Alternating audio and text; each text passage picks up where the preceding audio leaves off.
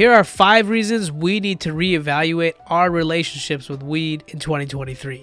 Let's go. The first reason is our health. Long-term use of weed can lead to respiratory problems and increased risk of mental health issues. Now, I could say I like to use a drier vaporizer so I don't combust weed, but nonetheless, I've noticed if I smoke it all the time, it starts to congest my lungs and my throat and my nose and all that shit, and it's not good for my health. Reason number 2 could be your relationships. If you're spending a lot of time and money on weed, it may be damaging your relationships with your friends, family, and or other loved ones. I happen to be married and I have a kid. I can definitely not be smoking weed in the house. Definitely do it outside in the patio or away from the house, right? Because I don't want that in the house. At the same time, I know if I do it all the time, then I'm not being present and doing my duties and my responsibilities as a man and a father and the head of the household.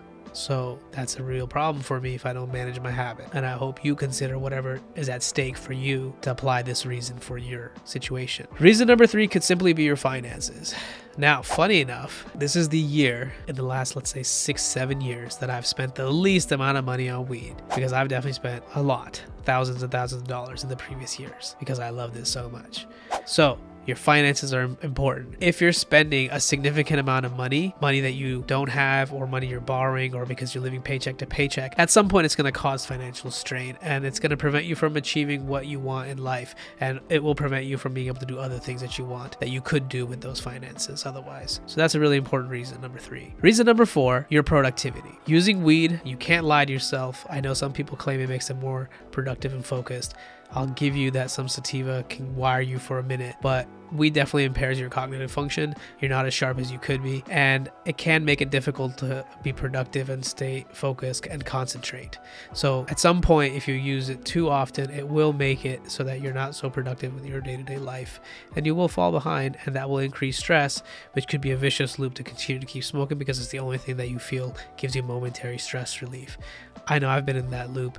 I'm much better about my habits more these days, but it's something that I'm definitely also going to consider, because if I don't see myself completing the projects that I want to do, then reason number 4 is the reason why I really need to dial it back, cut it out for some time, reevaluate, reassess, move forward. And reason number 5, which actually may or may not apply to you, but it's legal status, and it could be in your state. Now, I live in California. I can throw a rock and hit a dispo, so it's not really a problem in my state. But depending on where you live and you're using weed that may be illegal, or you couldn't really get it in your state any other way than to go to a plug, could have issues legally, but I also say it could have issues health-wise, but we're sticking on the legal side here, right? So even places where it's legal, there are certain restrictions, and a lot of people go around it with gray market products. So legality, if it's not legit in your state, please be mindful of what you're getting and what you're putting into your body. So with that, take some time to think about your weed habit for 2023 and what the potential negative effects of that might be.